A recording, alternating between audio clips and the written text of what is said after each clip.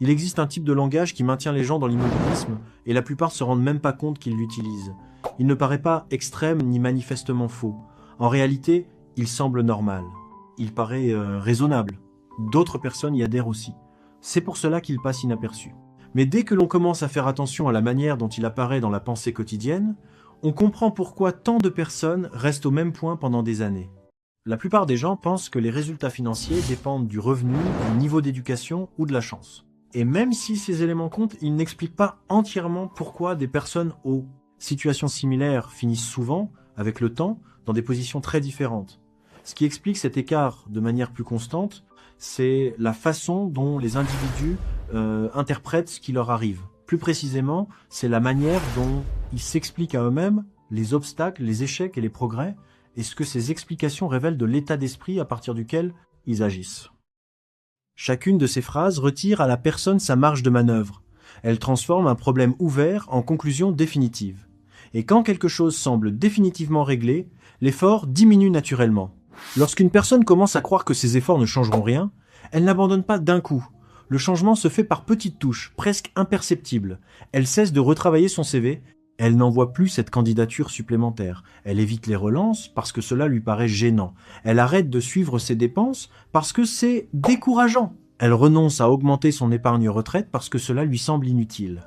Elle abandonne ses routines dès qu'elles deviennent contraignantes. Non pas parce qu'elle est paresseuse ou incapable, mais parce que son cerveau n'attend plus de ses actions qu'elles mènent à quelque chose de significatif. Ce schéma apparaît tôt, souvent avant même que la personne ne soit réellement bloquée.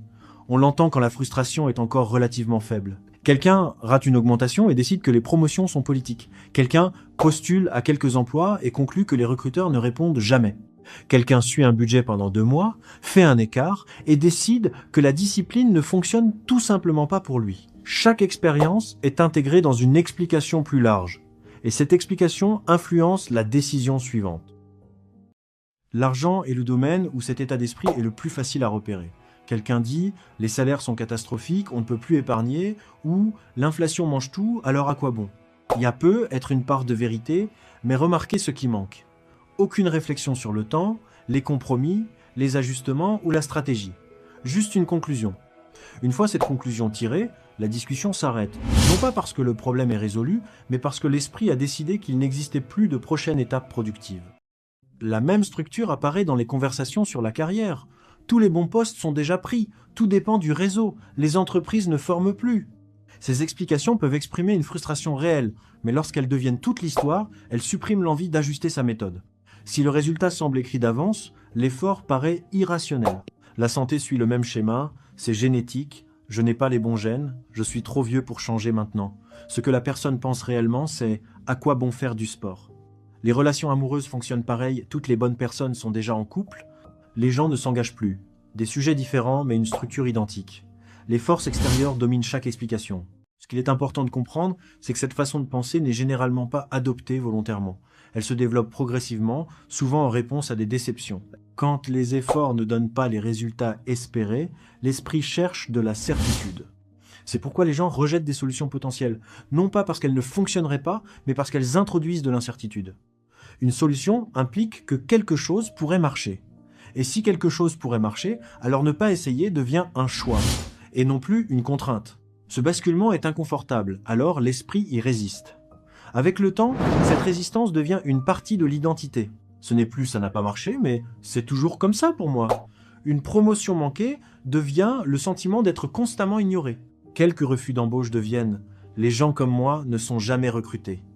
Quelques mauvais mois financiers deviennent « je n'y arriverai jamais, tout est contre moi ».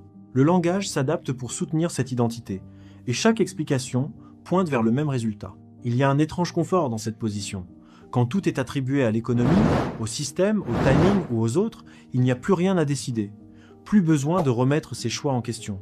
Plus besoin d'accepter l'incertitude. Un échec n'est plus une information dont on peut tirer des leçons. C'est la preuve que le système est cassé. L'échec cesse d'être personnel.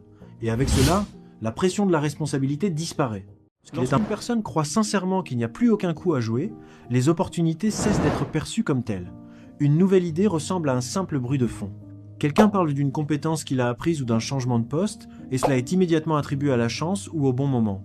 Une offre d'emploi qui exige d'apprendre quelque chose de nouveau est ignorée parce qu'elle semble demander des efforts sans garantie de retour.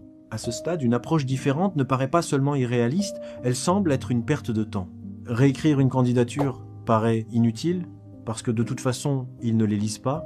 Contacter quelqu'un directement paraît superflu parce que tout le monde fait ça et ça ne marche jamais. Accepter un poste latéral ressemble à un recul.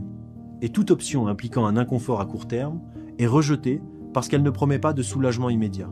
C'est ainsi que deux personnes peuvent évoluer dans le même environnement et aboutir à des situations très différentes. Elles vivent dans la même ville, affrontent le même marché du travail, voient les mêmes informations et ont accès aux mêmes outils. L'une regarde les contraintes et se demande ce qui peut être ajusté.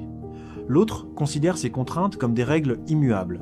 Lors de licenciement, l'une réfléchit à développer de nouvelles compétences ou à réduire sa dépendance à une seule source de revenus. L'autre entend la même nouvelle et y voit la confirmation que la stabilité n'existe nulle part. L'événement est le même, l'interprétation ne l'est pas. Certaines personnes peuvent reconnaître que les choses sont plus difficiles qu'avant sans pour autant abandonner totalement le contrôle. Elles peuvent dire « oui, c'est plus dur », puis passer immédiatement à l'adaptation de leur approche. Cela peut impliquer d'apprendre quelque chose d'inconfortable, de postuler autrement, de rester plus longtemps dans un poste que prévu ou de faire un pas de côté plutôt qu'un pas en avant. Les circonstances sont identiques, mais la réaction ne l'est pas. On entend cette différence dans la façon de parler. Au lieu de « ça ne marche pas », on entend « ça n'a pas marché comme je l'ai fait ». Au lieu de « ça ne sert à rien », on entend « il faut un autre angle ». Quand on commence à y prêter attention, on peut souvent deviner la trajectoire de quelqu'un simplement à la manière dont il parle de sa dernière tentative. S'il se concentre sur ce qu'il va changer ensuite, il continue d'avancer. S'il se concentre sur les raisons pour lesquelles c'était inutile, il cesse progressivement d'essayer, bien avant que les résultats ne le montrent. Et voilà, je crois que nous arrivons à la fin de cette vidéo, j'espère qu'il vous a plu, même s'il y a encore du travail à faire du côté animation. Je galère, mais j'y arrive quand même. Allez, à plus!